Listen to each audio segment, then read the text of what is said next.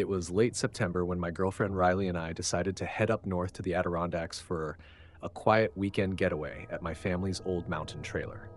It's got running water, electricity, and a working toilet, so we like to call it luxury camping. The place is tiny, maybe 650 square feet total, one bedroom, a pull-out couch in the living room, a cramped kitchen, and a single bathroom. Despite being tucked deep in the woods, there's always plenty to do.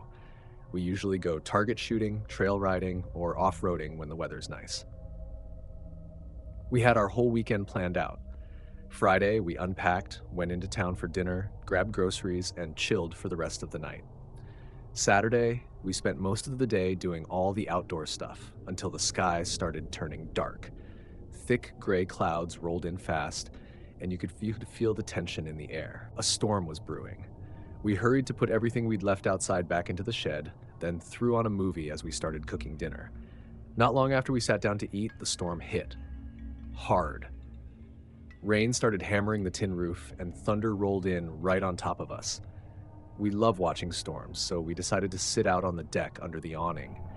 The lightning lit up the forest every few seconds, painting the sky a blinding white before plunging us back into blackness.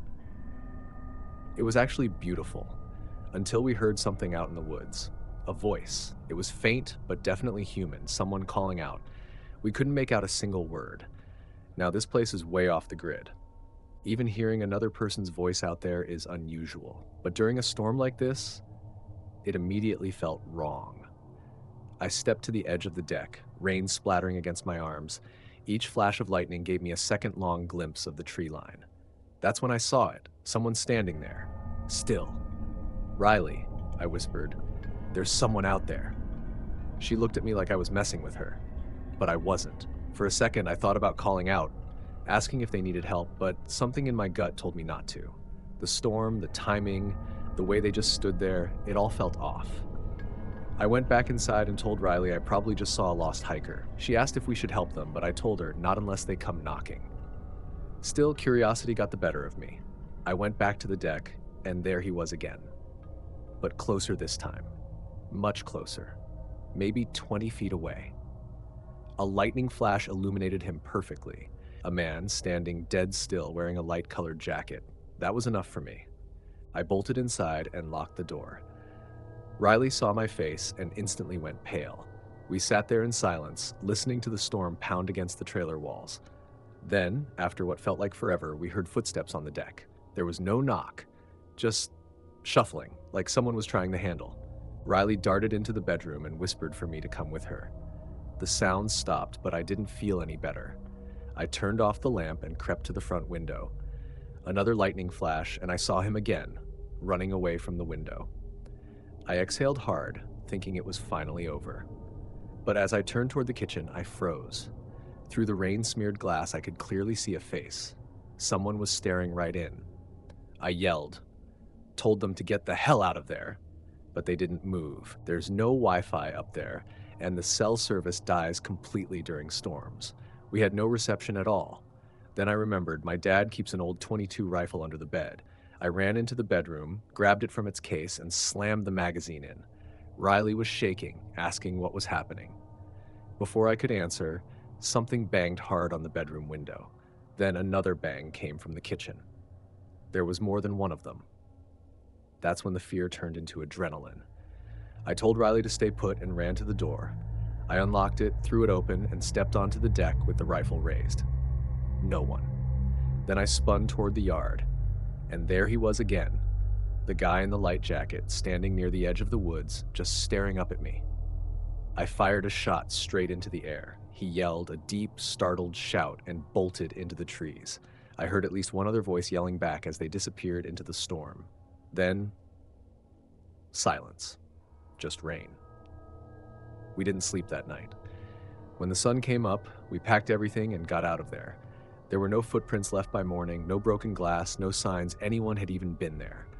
But I know what I saw. After that night, I swore I'd never go up there alone again.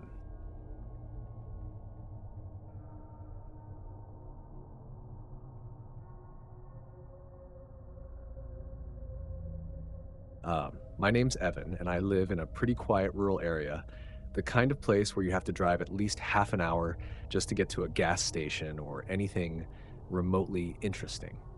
This happened to me about 3 Saturdays ago.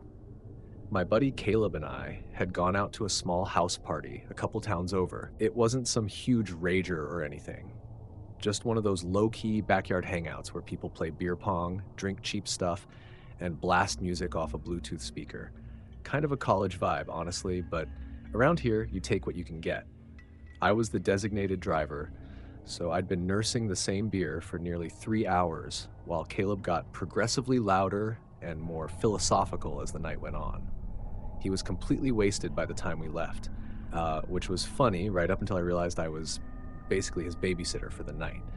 After dragging him away from the girl he was flirting with, I shoved him into the car and started the 25-minute drive home. But the weather had turned ugly while we were at the party. What had started as a light drizzle turned into a heavy downpour. Visibility was terrible, like 30 feet ahead at best. I had to crawl along at 35 on roads I'd normally do 65 on. Caleb spent the first 10 minutes complaining. First about my driving, then about the music, and finally about how badly he needed to piss. I told him we'd be home in 15 minutes tops, but he wouldn't let it go. After 5 more minutes of whining, I gave in. I pulled over on a random stretch of county road surrounded by what looked like soybean fields. No houses, no streetlights, just pitch black farmland. I told him he could go ahead and get soaked for all I cared. He didn't even acknowledge me. He was already halfway out the passenger door, stumbling toward the field before I'd finished my sentence. Within seconds, he was gone from view. The rain was pounding hard enough that I could barely see him once he got 10 feet away. A second later, I remembered I had an umbrella in the back seat. I sat there for a bit, engine idling, then figured I might as well take advantage of the stop too. I grabbed the umbrella, locked the doors out of habit, and walked off in the opposite direction from where Caleb had gone. I found a spot near the edge of the gravel where it met the crops. As I was standing there, I thought I heard something rustle back near the car, something that didn't quite blend with the sound of the rain. Without turning my whole body, I glanced back over my shoulder. Nothing. The car was locked, keys in my pockets, so I brushed it off. When I got back, Caleb still wasn't there. I waited 5 minutes, then 10. Still nothing. My annoyance turned to anger. This quick pit stop had now turned into a whole ordeal, and I had to be up early for work. I was about to honk the horn when I caught movement in my side mirror. Caleb was sprinting toward the car. Even through the rain and darkness, I could tell something was wrong. He yanked open the door, barely getting it closed before screaming at me to drive. Instinct took over. I hit the gas and started down the road, tires spraying water. Between heavy breaths, Caleb started rambling. He said while he was relieving himself, he'd seen someone off to his right. Someone he thought was me. The figure walked deeper into the field, and in his drunken logic, he assumed I was messing with him. So he followed. After a minute or two, the figure turned around, and that's when he realized it wasn't me. He couldn't see much in the dark, but he swore it was a man. He was midway through telling me that when the car suddenly jerked hard to the right, followed by that awful thudding sound of a flat tire. The timing couldn't have been worse. I had no choice but to pull over. We were maybe half a mile from where we'd first stopped. I snapped at Caleb to help me since his little detour was the reason we were even in this mess. But when I walked around to inspect the tire, my frustration evaporated into cold fear. There, jammed deep into the sidewall, was a screwdriver. Not a nail, not debris. A screwdriver. It wasn't an accident. Someone had shoved it in deliberately. Caleb started freaking out, but I barked at him to focus.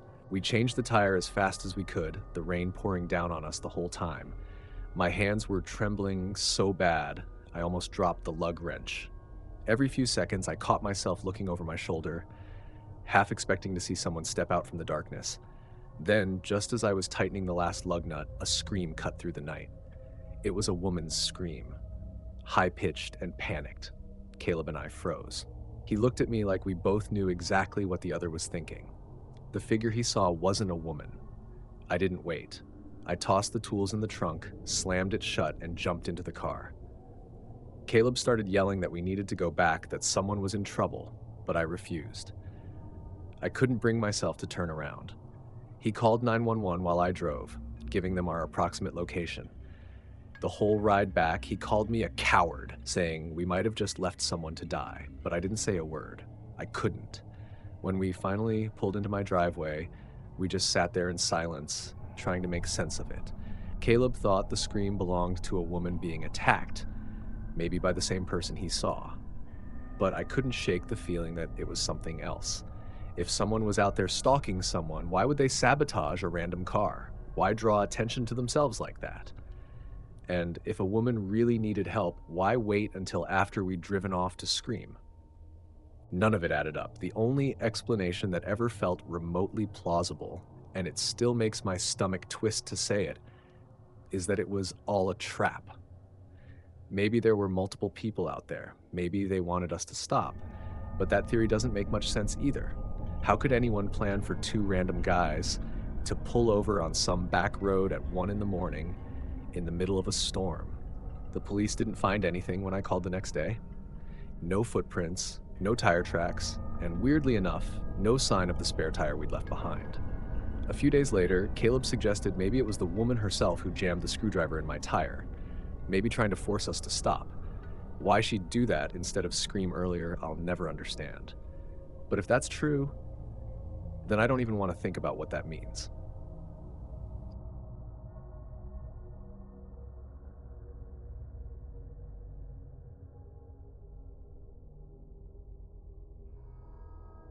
It was a pretty normal night in the middle of April.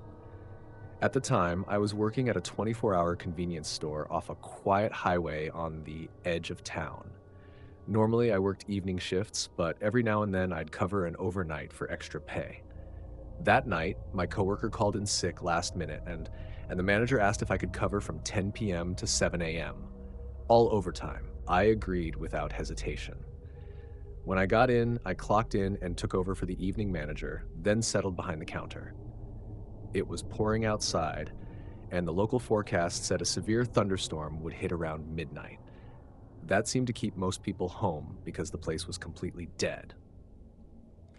After sitting around for nearly an hour, I threw on my raincoat and ran outside to secure everything before the storm rolled in. Trash bins, squeegees, loose signage, all that. As I was grabbing the last few things near the pumps, I noticed a man standing across the road, just barely visible in the rain. He wasn't doing much, just pacing around in the mud, getting absolutely soaked. He didn't seem drunk or homeless, just out of place. I figured maybe he was waiting for a ride, so I didn't think too much of it. I finished up and went back inside. 2 hours later, the storm finally hit, and it was bad. The wind howled so violently that the glass doors actually rattled. At one point, they burst open so hard that I thought the hinges were going to snap clean off. I ran over and shoved the bolt lock in place, then retreated toward the back storage room, away from the windows. For a while, all I could hear was the wind and rain pounding the roof like gunfire. Then, maybe 30 minutes later, I heard something faint through the noise, a dull, rhythmic thudding sound. At first, I thought it was something blowing around outside, but it kept happening, over and over. That's when I realized it wasn't debris. Someone was banging on the front doors. I hesitated for a second, then left the storage room and peeked down the sales floor.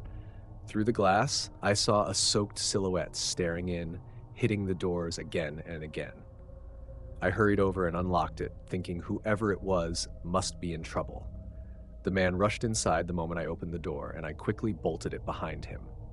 He was drenched, water pooling beneath him, jacket dripping, but he didn't say a word. He just started pacing back and forth across the floor. It took me a second to realize it was the same man I'd seen earlier that night, standing across the street. That had been over 2 hours ago. Had he really been outside this whole time? I asked if he was okay, if he needed help or wanted me to call someone. He didn't respond. He just kept pacing, eyes glazed over, mouth slightly open. Something about the way he moved, stiff, mechanical, made my skin crawl. After a minute of this, I started backing toward the counter, deciding I'd call the police just to be safe. But the moment I lifted the phone, his head snapped toward me. His eyes locked onto mine, and that's when I noticed his hands. His knuckles were split open, red and raw, like he'd been punching something hard. I must have stared too long because his expression suddenly changed, anger flashing across his face. "Don't," he said flatly. I froze, then slowly lowered the phone. For a few long seconds, he just stood there, glaring, like he was deciding whether to do something. Then, just as suddenly, he turned and resumed pacing. The wind outside roared louder, shaking the windows and flickering the lights. I stood motionless behind the counter, trying to think through my options. I could make a run for it, but I'd have to unlock the door and somehow outrun him in a storm that could knock over a tree. Or I could stay still and hope he left. I ended up doing nothing, just waiting. For 20 long minutes, he paced in silence. Then, without a word, he walked to the front doors, slid the bolt open, and stepped out into the storm. I locked the door behind him and immediately called 911. It took nearly 35 minutes for an officer to arrive. The storm had flooded half the nearby roads. By the time they showed up, the man was long gone. They searched the area but didn't find a trace of him. The next afternoon, when the storm cleared, I heard a local news report that a woman had gone missing after leaving work the night before, around 11 p.m. Maybe it's unrelated. Maybe not. But I can't stop thinking about those bloody knuckles. And if he really had been standing out there in the rain for hours before coming inside, what was he doing all that time?